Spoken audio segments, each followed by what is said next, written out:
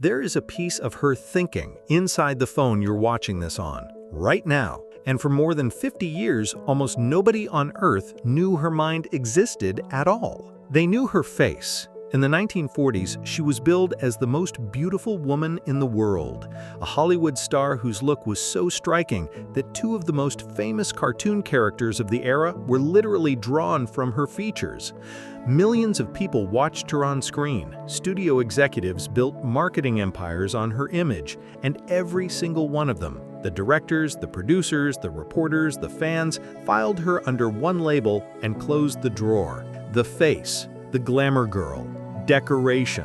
Nobody in the room ever suspected that the most beautiful woman in the world went home at night, sat down at a drafting table she kept instead of a bar cart, and invented things. And absolutely nobody suspected that one of those inventions, sketched with a Baroque avant-garde composer at her side, would one day sit inside Bluetooth, Wi-Fi, and GPS. Inside billions of devices, inside your pocket at this moment. Her name was Hedy Lamarr, and if you have ever felt the specific pain of being filed under one label while your real mind stayed invisible, the reliable one, the pretty one, the quiet one, just a mom, just an accountant, just whatever the room decided you were, then this story is going to hit you somewhere deep. Because Hedy Lamarr is what happens when a pattern weaver is locked inside a label and keeps weaving anyway. Welcome back to the series. Last time we met Leonardo da Vinci, the original pattern weaver, and the guilt of the unfinished. Today, episode 2, and a different wound. Not the shame of what you didn't finish, the loneliness of what nobody sees. I'll show you where her hidden threads came from, including a dinner table full of arms dealers who spoke freely in front of her because they assumed beauty meant empty.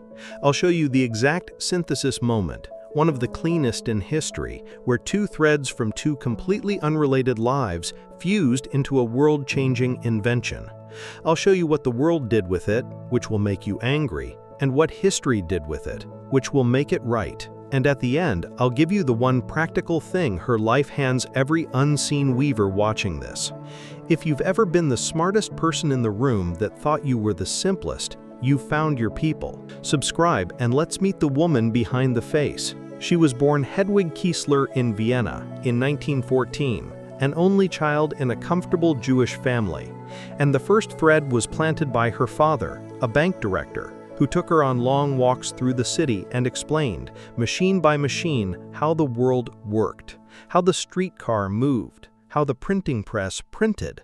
She adored those walks. At 5 years old, she took apart her music box, laid the pieces out, studied the mechanism, and put it back together, working. 5 years old. The mind was there from the beginning, curious about the insides of things, pulling at the machinery under every surface. But she was also beautiful, and the world noticed the beauty first, the way it always does, and the label began to form. By her teens, she was acting. By her late teens, she was a European film star. And at 18, she was married to a man named Fritz Mandl, one of the richest men in Austria, an arms manufacturer, a munitions dealer who sold weapons technology and hosted the military elite of a continent sliding toward war. Mandl was controlling and possessive to a degree that reads today like Captivity. He pulled her away from acting. He kept her close, displayed her at his dinner parties like an object from his collection, the trophy wife at the end of the table. And here is where the story turns into something only a pattern weaver will fully appreciate.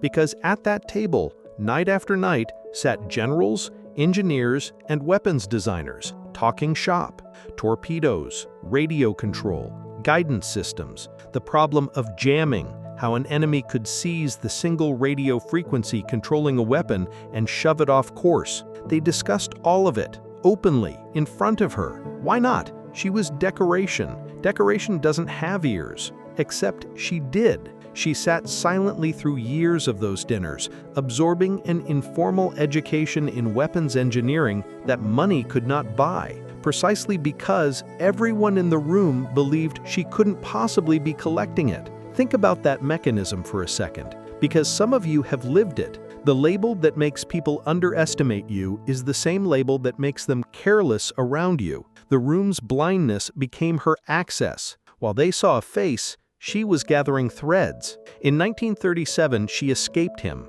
The details vary with the telling, but the outcome doesn't. She fled Austria, made her way toward London, and on a ship to America, negotiated a contract with the head of MGM, who renamed her Hedy Lamarr and began selling her to the world as the most beautiful woman alive. And the label, which had been a cage in Vienna, now became an industry. Hollywood didn't want her mind either. It wanted her face, lit correctly, saying as few interesting lines as possible.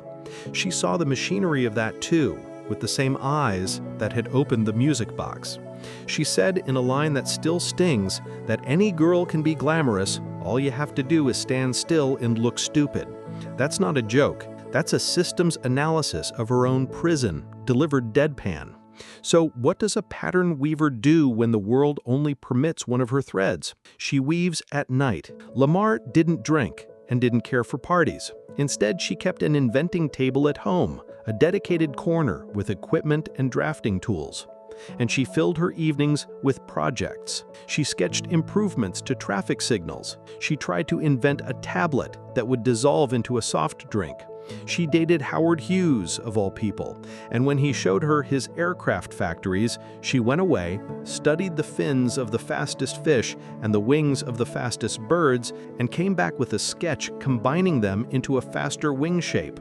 Hughes, one of the most celebrated aviation minds alive, reportedly looked at the actress's drawing and called her a genius. He may have been the only person in America who did. Then came the war, and with it the moment her scattered life had unknowingly been preparing for. In 1940, German U-boats were strangling the Atlantic, sinking ships at will, and one of those torpedoes hit a vessel carrying British children being evacuated to Canada. Dozens of children died in the sea. Lamarr, an Austrian Jewish refugee watching from Hollywood while her adopted world burned her old one, was shattered by it, and she decided the most useful thing about her was not going to be her face. She knew, from 100 silent dinners in Vienna, exactly what was wrong with the torpedoes of the era. Radio guidance rode on a single frequency, and a single frequency could be found and jammed. One thread, carried out of her captivity, waiting. The second thread walked into a dinner party that summer wearing a cheap suit. George Antheil, a former avant-garde composer who had once been famous in Paris for a piece of music built around player pianos, those self-playing pianos driven by rolls of punched paper, machines whose entire trick is keeping themselves perfectly synchronized. His glory days were behind him. By any specialist's measure, expertise in synchronizing player pianos was among the most useless skills in America in 1940. Watch what happens when the threads touch. Lamarr brought the problem. A radio signal on one frequency can be jammed.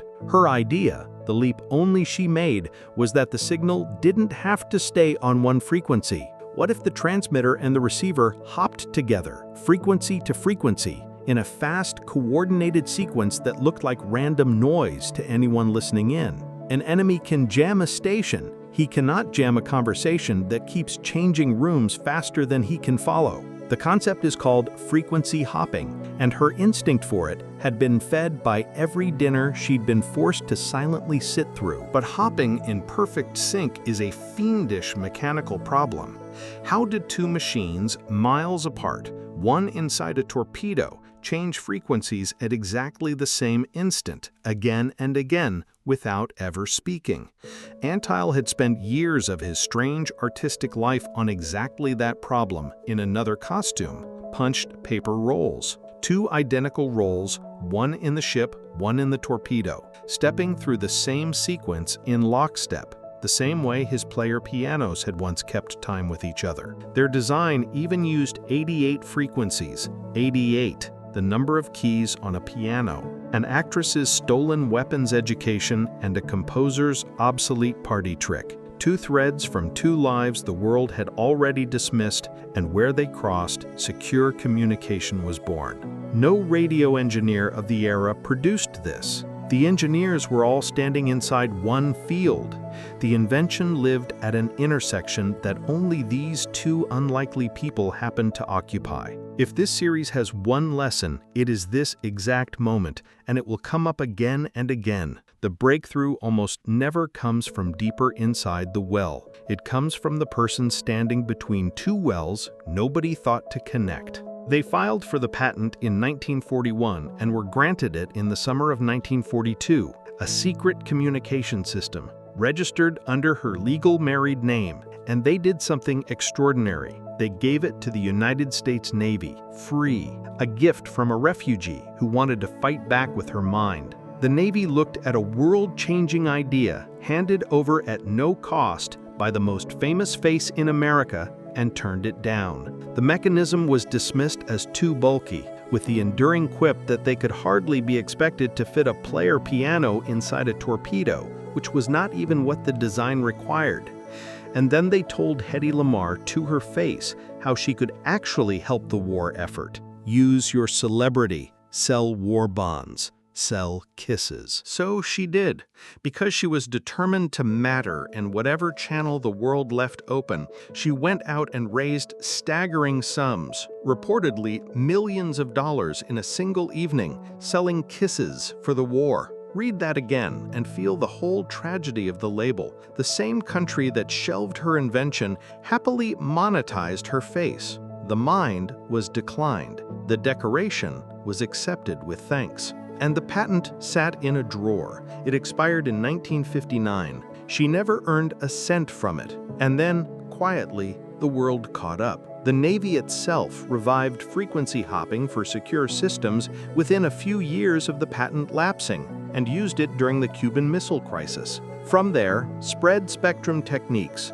the family of methods her patent pioneered, worked their way into the bloodstream of modern communication, into military systems, into GPS, into the earliest Wi-Fi standards, into Bluetooth, which hops frequencies to this day, which means that if your earbuds are in right now, a descendant of Hedy Lamarr's dinner table threads is hopping channels against interference while she speaks to you across the century. Recognition finally arrived in 1997 when the Electronic Frontier Foundation honored her as a pioneer. She was 82. She didn't attend. Her recorded response to the award opened with 3 words that contain half a lifetime. It's about time. She died in 2000, having spent her last years almost entirely out of sight. The world had spent 5 decades looking at her and had never once really seen her.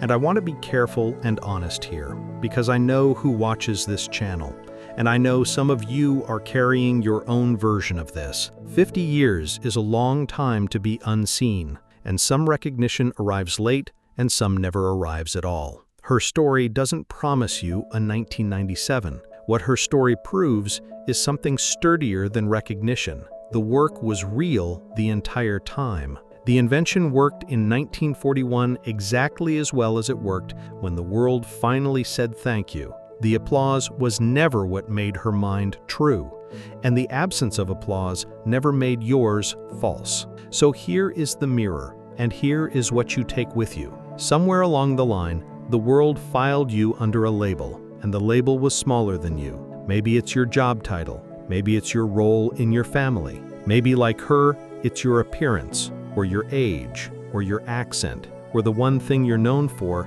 that crowds out the 12 things you are. And the room talks past you, or over you, or about simpler things when you enter, because the drawer is closed and your name is on it. Lamarr's life says, keep the inventing table anyway. That's the practical instruction. And I mean it almost literally. She kept a physical place in her home where the unseen self did its work every night for years with zero encouragement, zero audience, and zero evidence it would ever matter. Give the invisible side of you a table, a desk, a notebook, a folder, an hour, a corner that belongs to the mind nobody credits.